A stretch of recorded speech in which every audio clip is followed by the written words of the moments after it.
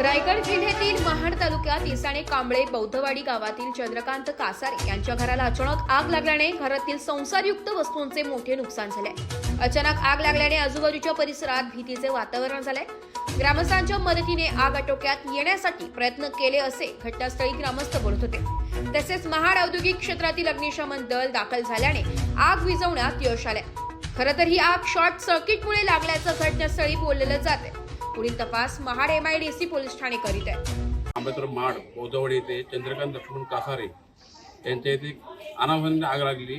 आगीचं कारण स्पष्ट झालेलं नाही, पण आग लागली, मोठी त्याची नुकसान झालेली आहे आणि कुटुंब एकदम गरीब घराण्याचं कुटुंब आहे, त्याची इतकी नुकसान झालं ते भरून निघणारी नाही आहे।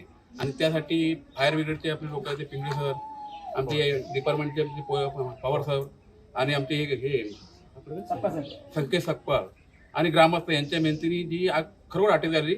नाही तर अजूनही मोठा अनर्थ झाला तर काही इतर लोकांच्या घरांना पण आग लागण्याची शक्यता होती। त्यामुळे मी माझ्या ग्रामपंचायतीच्या वतीने ग्रामस्थांच्या वतीने ह्या सर्व टीमचे मी आभार मानतो। एस मराठी न्यूजसाठी कोकण विभागीय संपादक निलेश लोखंडे, रायगड।